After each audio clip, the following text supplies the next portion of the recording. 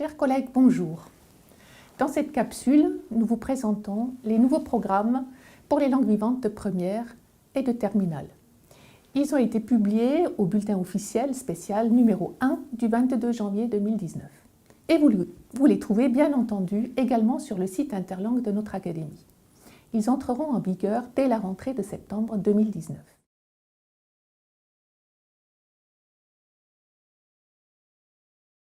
Le programme de langue vivante de première et terminale, générale et technologique pour l'enseignement commun et optionnel que nous allons vous présenter est construit selon la même architecture que le programme de seconde. Il débute par un préambule qui est commun à l'ensemble des langues.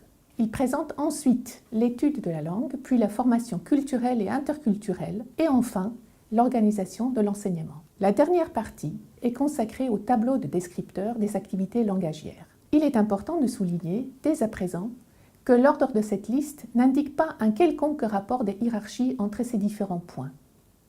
L'étude de la langue, si elle s'avère très importante, ne l'est pas davantage que celle de l'entrée culturelle qui reste une priorité en cours de langue étrangère. Le préambule nous rappelle que les langues vivantes sont principalement faites pour parler. Nous devons préparer nos élèves à bien s'intégrer dans le monde contemporain en renforçant avant tout leurs compétences orales.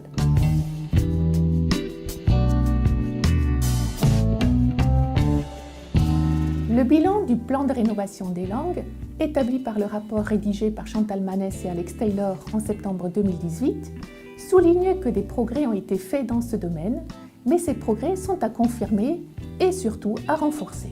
Pour autant, il ne faut pas négliger les compétences écrites. Ce sont donc toutes les activités langagières qu'il faut entraîner en insistant tout particulièrement sur leur articulation et notamment sur celle à établir entre les compétences de réception et les compétences de production.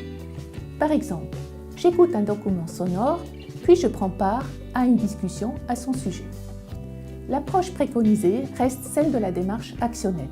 Les élèves doivent être soumis à des documents riches et authentiques, ancrés dans les réalités culturelles spécifiques au pays concerné. Ils doivent être mis dans des situations de communication qui les amènent à agir et à produire de manière autonome, individuellement ou en groupe, afin qu'ils se préparent au mieux aux attentes de l'enseignement supérieur. Dans ce contexte, la classe doit alors être envisagée comme le reflet des espaces de communication et doit permettre à chaque élève, à son niveau, de mobiliser ses connaissances de façon active et autonome.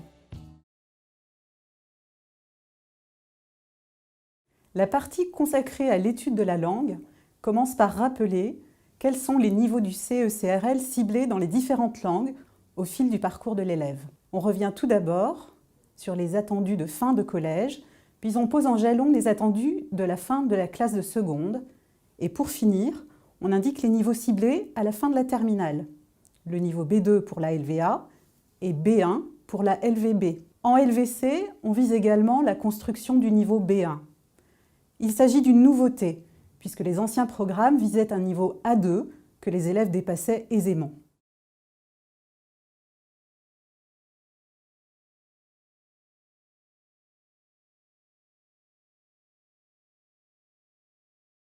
La langue est ensuite envisagée à travers ces 4 différents constituants qui appellent tous une étude raisonnée et approfondie. Il s'agit de la maîtrise du vocabulaire, de la correction grammaticale, de la maîtrise phonologique et de la maîtrise de l'écriture, l'orthographe et la ponctuation ainsi que la mise en page. En ce qui concerne le lexique et la grammaire, il n'est pas pour autant question de revenir à des cours hors sol. En effet, les programmes insistent et réaffirment que le lexique comme la grammaire s'étudie en fonction des besoins et de la thématique choisie. Ils soulignent la nécessité de manipuler et d'entraîner de façon systématique et répétée le lexique et les points de grammaire travaillés. Il s'agit de rendre la prise de parole automatique et décomplexée par la fréquence des activités mises en œuvre, obligeant les élèves à prendre la parole à travers différentes formes de discours, d'écrire, raconter, expliquer, argumenter. Pour rendre la prise de parole plus spontanée, il convient de faire réemployer le lexique et les structures d'une séquence à l'autre et au-delà. Le programme insiste également sur la dimension phonologique, rythme, tonicité, débit, et sur la nécessité d'entraîner les élèves à travers des stratégies adéquates et des objectifs précis. On souligne l'étendue et la précision de la langue attendue de la part des élèves. Pour autant, une place est laissée à l'erreur. Pour que l'élève puisse produire en toute confiance, celle-ci doit être dédramatisée. Elle doit être envisagée comme le passage obligé de tout apprentissage.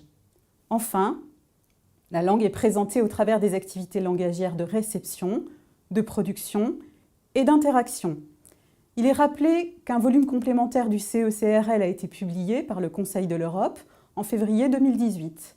Ce volume, outre l'ajout de nouveaux descripteurs, réintroduit avec force la médiation qui se situe à l'articulation de toutes les activités langagières. La médiation intervient naturellement entre deux individus ou groupes de personnes lorsqu'il y a rupture de sens, lorsque le lien est inopérant.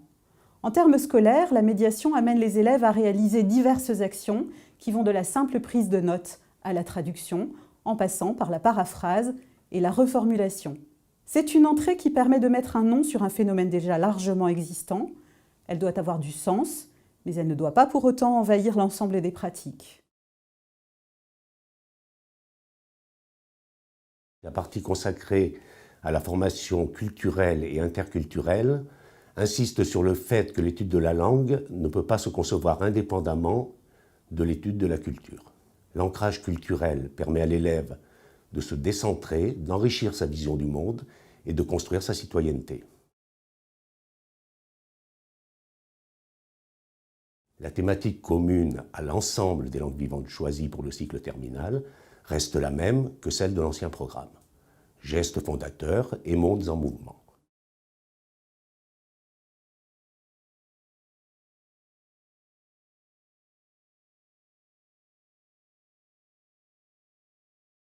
Cette thématique se décline en 8 axes, parmi lesquels les professeurs doivent choisir au moins 6 axes pour chacune des 2 années du cycle terminal. Chaque axe peut donner lieu à 1 ou 2 séquences, ce qui revient à produire entre 6 et 12 séquences par année. On peut voir dans cette préconisation le souhait que les séquences travaillées ne soient pas exagérément longues ou exhaustives. Pour chacun des axes sont donnés des exemples de problématiques et une liste de mots-clés. Ces indications ne sont pas limitatives. Il ne faut pas hésiter, pour chaque langue, à faire des choix différents qui soient représentatifs de chacune des aires culturelles. Le premier axe, identité et échange, se situe entre mondialisation et spécificité culturelle. Il questionne l'évolution de la réalité des mobilités humaines, économiques et culturelles. L'axe 2, espace privé et espace public, interroge la frontière entre l'espace public et l'espace privé sous l'angle familial, social, sociétal et économique. L'axe 3, art et pouvoir, traite des rapports entre les arts, les artistes et le pouvoir à travers les époques et les aires géographiques. L'axe 4, citoyenneté et monde virtuel, est plus centré sur l'évolution de notre société à l'ère du développement numérique, la place de l'homme et du citoyen face au pouvoir et aux médias, les apports et les dangers d'une société connectée. L'axe 5, fiction et réalité, interroge les modèles artistiques, littéraires, imaginaires, mythiques, à travers lesquels chaque culture s'est construite et continue de se construire. L'axe 6, innovation scientifique et responsabilité, voit les hommes et chaque société à la croisée des chemins entre développement technologique et éthique. Il interroge la responsabilité individuelle et collective face au progrès. Quel modèle de développement, de consommation, de protection de l'environnement, de travail. L'axe 7, diversité et inclusion, vise la diversité humaine, culturelle et sociale de chacune des sociétés et ses modalités d'intégration et d'acceptation d'autrui. L'axe 8, territoire et mémoire, s'intéresse à l'héritage des sociétés sous l'angle de l'histoire et de la mémoire collective et individuelle. Dans la partie consacrée à l'organisation de l'enseignement, il est rappelé que l'apprentissage d'une langue ne se limite plus à la classe ni forcément à la discipline linguistique. L'exposition des élèves doit être augmentée au maximum par les biais des nouvelles technologies et grâce au développement de toutes les formes de mobilité. Les projets d'ouverture à l'international sont fortement encouragés. La pratique des langues vivantes étrangères doit s'inscrire au cœur du fonctionnement quotidien des établissements scolaires. Le programme se termine sur la LVC. On s'appuie ici sur l'expérience de l'élève en LVA et LVB. Les mêmes exigences de communication sont gardées. Les thématiques et les axes sont identiques à ceux des LVA et LVB. On tiendra compte, bien évidemment, du niveau de compétence des élèves, comme vous avez déjà l'habitude de le faire.